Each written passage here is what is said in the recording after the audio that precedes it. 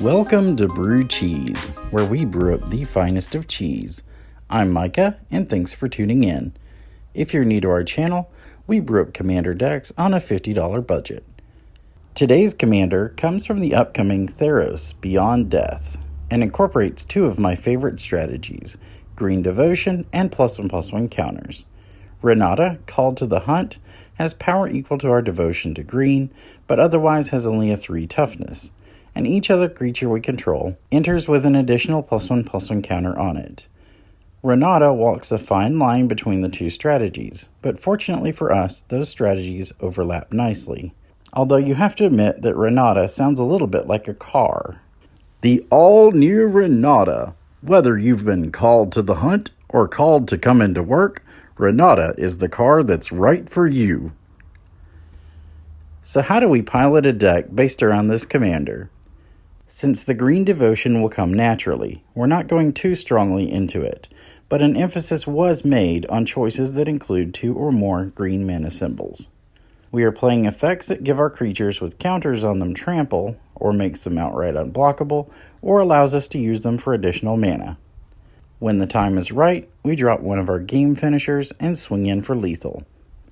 Incubation Druid is the first creature to really take advantage of Renata's ability, tapping for 1 mana, or for 3 if there is a +1/+1 counter on it. If we choose to drop this before Renata, we can get that counter on it via its adapt ability. Gyre Sage taps for a green for each +1/+1 counter on it and has Evolve. Whisperer of the Wilds taps for a green or for 2 green so long as we have a creature with power 4 or greater. Considering our commander's power grows with our devotion to green, that's easy to accomplish. Karamitra's Acolyte taps to give us green equal to our devotion to green. Drum Hunter acts as both a mana source and card draw source in one, tapping for a colorless and drawing us a card on our end step if we have a creature with power 5 or greater. Llanowar Tribe taps for 3 green and adds 3 to our devotion to green. Fertilid enters the battlefield with 2 +1/+1 counters on it, or 3 if our commander is out, and we can pay a green and 1 to remove a counter and search our library for a basic land and put it into play tapped. There are a few really nice synergies with this card we'll touch on later, but the commander giving it an extra counter is nice even if we never get one of those. Rishkar Pima Renegade distributes 2 +1/+1 counters when it enters play, and is one of the cards in the deck that puts a counter on our commander so that they can join in on the fun. It allows any creature we control with a counter on it to tap for green. Jiang Yanggu, Wildcrafter, allows any of our creatures with +1/+1 counters on them to tap for any color mana, and can be -1 to put a +1/+1 counter on any creature. Song of Freyalise allows all of our creatures to tap for any color mana for 2 turns, and on the 3rd turn puts a +1/+1 counter on each of them, in addition to giving them Vigilance, Trample, and Indestructible until end of turn. Soul of the Harvest is a pretty big creature in its own right, and comes with Trample, but we're mostly interested in it drawing us a card whenever a non-token creature enters our battlefield. Keeper of Fables draws us a card whenever at least 1 non-human we control deals combat damage to a player. Elemental Bond draws us a card whenever a creature with power 3 or greater enters the battlefield under our control. Colossal Majesty draws us a card on our upkeep so long as we have a creature with power 4 or greater. Armorcraft Judge draws us a card for each creature we control that has a +1/+1 counter on it. Combined with our commander's ability of putting those counters on all of our creatures, this makes for some massive card draw. Inspiring Call both draws a card for each creature we control with a +1/+1 counter on it, but it also gives those creatures indestructible until end of turn, letting us use this as just a draw spell or when necessary to save ourselves from a board wipe. Shamanic Revelation draws us a card for each creature we control, and we gain 4 life for each of those creatures that have power 4 or more. Mouth to Feed creates a 3/3 Hippo token with its mouth half, and then draws us a card for each creature we control that has power 3 or greater with its feed half. Regal Force draws us a card for each green creature we control, and comes with somewhat impressive stats, and contributes nicely to our devotion count. Return of the Wildspeaker can be either a draw spell for us, or one of our potential finishers.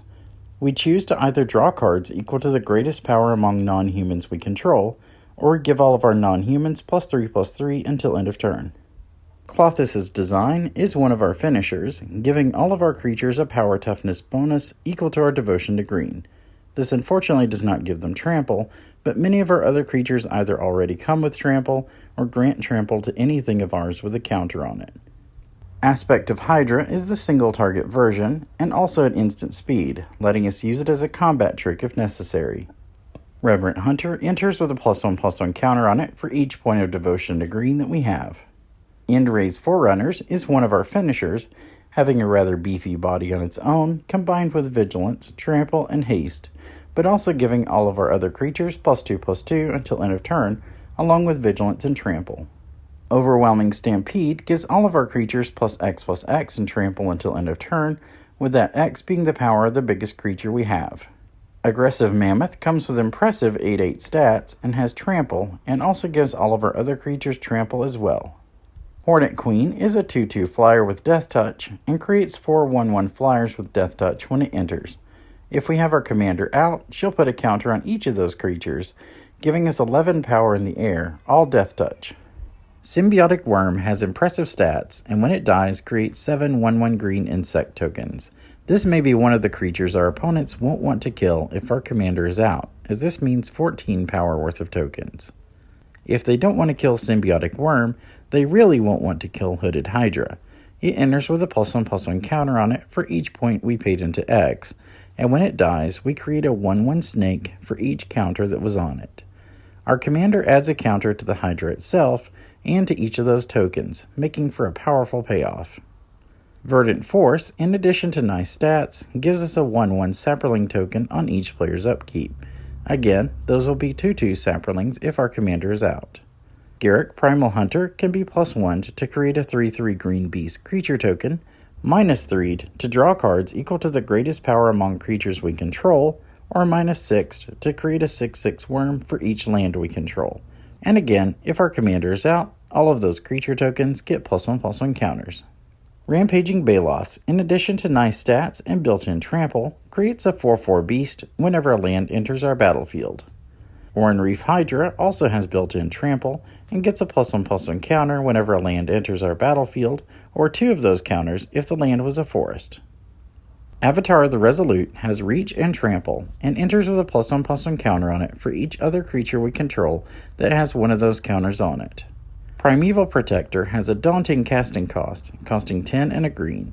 However, it costs 1 less for each creature our opponents control, and enters with a +1/+1 counter for each other creature we control. Considering it already starts as a 10/10, this thing can be an absolute powerhouse. Loyal Guardian comes with trample, and puts a +1/+1 counter on all of our creatures at the beginning of our combat step, so long as we control our commander. Bramblewood Paragon has our other warriors enter with an additional +1/+1 counter on them. We're not too interested in that though, just the next line of text that gives all of our creatures with +1/+1 counters on them trample. Trollbride Guardian also gives all of our countered up creatures trample, and Crowned Ceratok also gives all of our creatures with counters on them trample, and comes with trample itself. Tuskguard Captain also gives all of our creatures with +1/+1 counters on them trample, and can be outlasted for 1 green. Champion of Lamholt says that our creatures are unblockable by creatures with power less than the champions, and it gets a +1/+1 counter anytime a creature enters our battlefield. This can grow pretty quickly on its own, but we can grow it artificially as well. Courage in Crisis puts a +1/+1 counter on a creature and then proliferates. Cytoplast Rootkin has Graft 4, meaning it enters with 4 +1/+1 counters on it, 5 if our commander is in play, and can impart one of those counters to another creature that enters the battlefield. When it enters the battlefield, it puts a +1/+1 counter on all of our other creatures that already have one of those counters on it.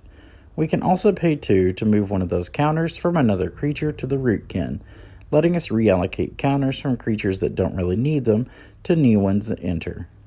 Sporeback Troll has Graft 2 and lets us pay a green and 1 to regenerate any creature that has a +1/+1 counter on it. Useful for saving key pieces in a board wipe, or just for making our stuff really hard to kill. Renegade Krasis has Evolve, and whenever it does evolve, we put a +1/+1 counter on each other creature that we control that has a +1/+1 counter on it.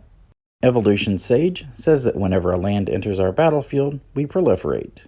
Retreat to Kazandu says that whenever we hit a landfall trigger, we can put a +1/+1 counter on a creature or choose to gain 2 life. Either of these two combined with Fertilid make for a neat synergistic combo.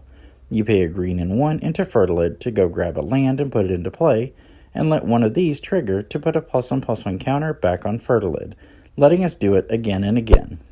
Sometimes opponents have combos of their own you might need to get rid of. For that, we're running Beast Within, which at instant speed destroys any permanent and grants the controller a 3/3 beast in return.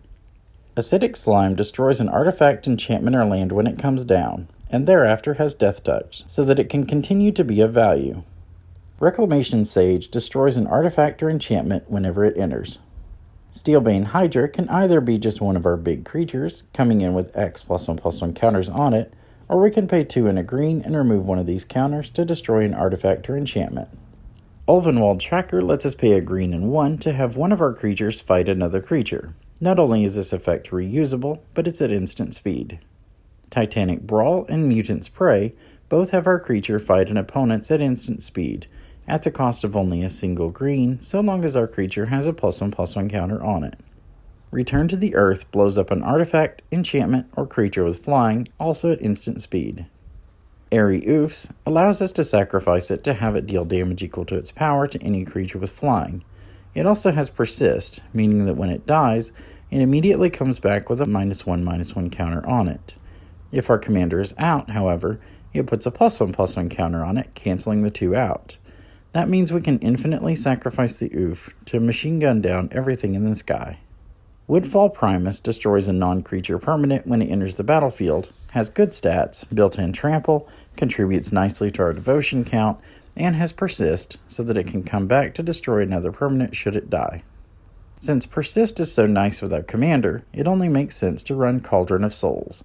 It taps to let us give the creatures of our choice Persist until end of turn, letting us save our board from a wipe or keep us from suffering any losses in combat. As before, so long as we have our commander out, the +1/+1 counter negates the -1/-1 from Persist. Speaking of board wipes, Mono Green has never been exactly known for them, but we can come reasonably close. Nevinyrral's Disc comes in tapped, but once it does untap, we can pay 1 and tap it to destroy all artifacts, creatures, and enchantments. Fun fact, the name Nevinyrral is Larry Niven backwards, who is an award-winning science fiction author that wrote books such as Ringworld, to which the disc refers. Citizen Tactics gives any number of creatures a +1/+1 bump and the ability to tap to fight something. We just have to pay an additional green for each of our creatures beyond the first. Nowhere near a true board wipe, but this does let us turn our creatures against a lot of the board at once. Hurricane deals damage to flyers and players for each mana you can pump into X. This will only hit flying creatures, so not everything will be wiped, but it does mean that we can use this to eliminate the other players if they are lower life total than we are, or to make the game ground-based again where we want it to be. Wave of Vitriol has everyone sack their artifacts, enchantments, and non-basic lands. If a player lost any non-basic lands to this, they get to replace them with basic lands from their deck. When Mosswort Bridge enters, we pick a card out of the top 4 cards of our library and exile it. Whenever we have total power 10 or more on the board, we can pay a green and tap this to play that card for free, and this land also taps for green. Castle Garenbrig enters untapped as long as we have a forest, and itself taps for green. We can also pay 2 and 2 green into this and tap it to produce 6 green. That mana is only usable to cast or activate creatures, but that's primarily what we'll be doing. Havenwood Battleground enters tapped and taps for green, or we can tap and sack it to produce 2 green, if we need the burst of mana more than we need the land. Colony Garden also enters tapped and taps for green, and when it enters, it creates a 0/1 plant token. Llanowar Reborn enters tapped and taps for green. It enters with a +1/+1 counter on it that can be moved onto a creature entering the battlefield. Warren Reef the Vastwood, like the others, enters tapped and produces green. We can also tap it to put a +1/+1 counter on each green creature that entered our battlefield this turn. This effect is great if we can't get our commander out, or when using the Cauldron of Souls so that our stuff comes back with +1/+1 counters. Temple of the False God gives us 2 colorless so long as we have 5 or more lands out. Rogue's Passage gives us colorless, or we can pay 4 into it and tap it to make a creature unblockable.